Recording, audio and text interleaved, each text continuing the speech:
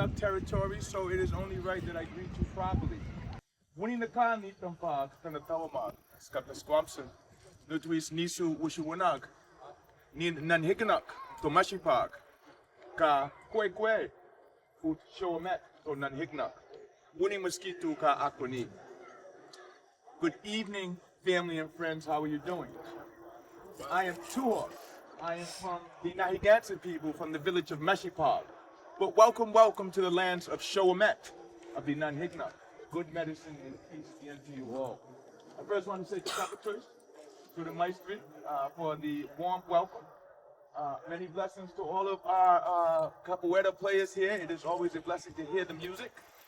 The rhythms are so inviting.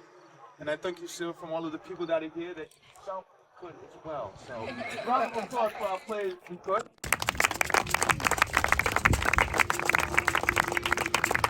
I am blessed to have been just, I guess, an instigating voice amongst many in wanting to start something here in these lands of Rhode Island that would honor and acknowledge the role that culture plays in everything around us.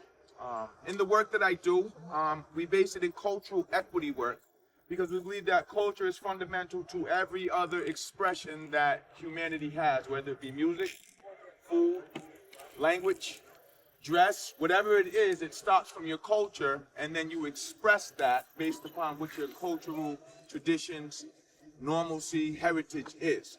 So we've started this thing called the MESHANTICUT Cultural Placemaking Confestival. MESHANTICUT is the Nahigansen word for the lands that run from about Warwick, Greenwich lines up to about Providence, and what it means is place of many trees. To be very Rhode Island, if you all ride by Garden City, across the street from it, they have MESHANTICUT apartments over there. And if you go up the road in the back there, you run into MESHANTICUT State Park. So these are all land names that come from my people that are still incorporated into the towns and cities around us that most of us don't even know that this is the language of these lands that we're speaking. So the MESHANTICUT Cultural Placemaking Confestival is basically saying that the culture is still alive. It is a fundamental part of who we are here as Rhode Islanders and beyond. And we need to celebrate that. We need to cultivate that. We need to promote that. We need to embrace that. We need to celebrate that.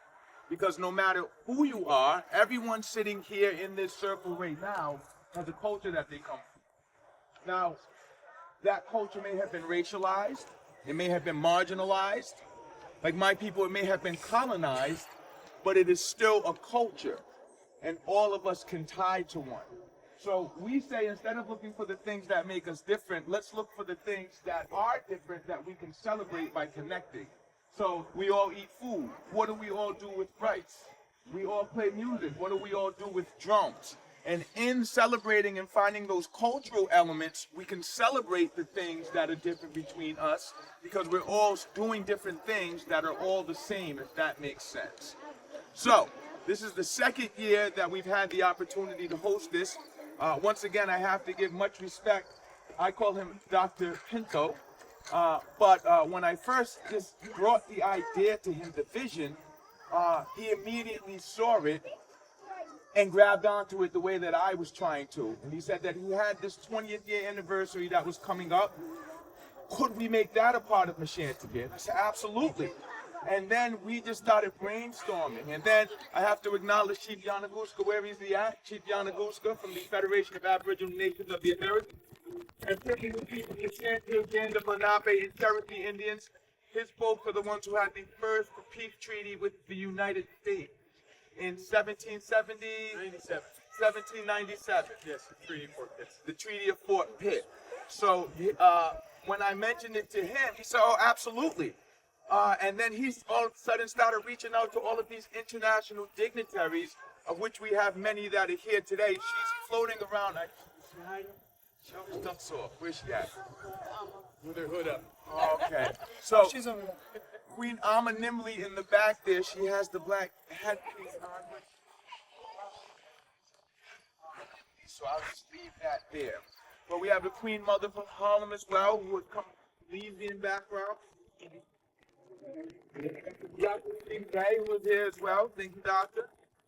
We have Ambassador Matsatsin, who today at the confestival gave a tremendous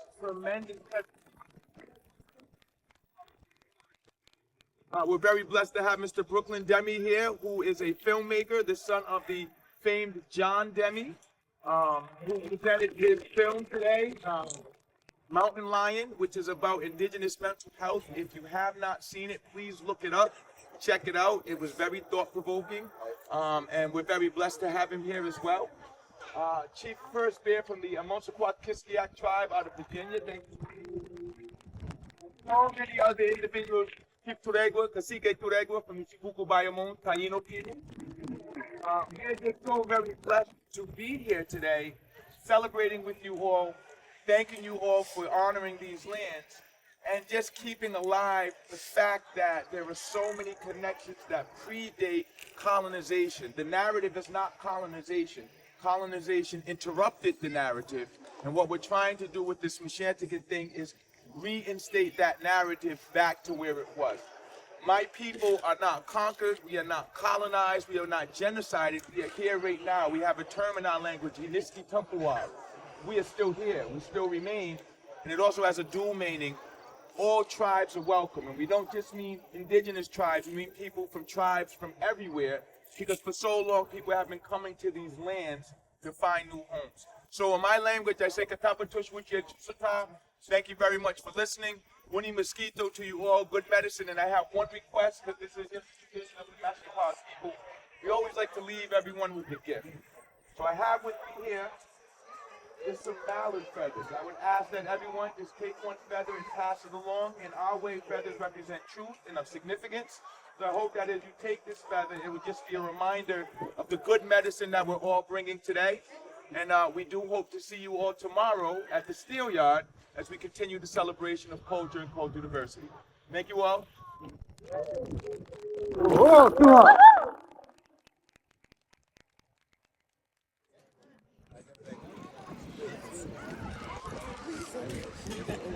So I want to open it up for any of our guests for any comments, questions, or vicious attacks. As you know, we're always open to that. Thoughts before we transition into the final part of our evening, which is the ondas sonoras, the sound waves, which we will be sending down these waters. Last year was bizarre. I don't know if last year the waters were like nice and calm, folks. I've told this story and people look, but now you have all these folks that can attest to this. Waters were calm. And someone, I think it might have been Mesta Barrel, was like, let's just step into the water as we were playing. We stepped into the water, and then there was like waves out of nowhere, and the water just started getting weird. Now, I don't know if it's because the moon started coming, who knows? But it's something that really stood out to me, and I can still feel it for some reason. Questions, comments, Chief Tapia, any of the chiefs present, Queen Ama?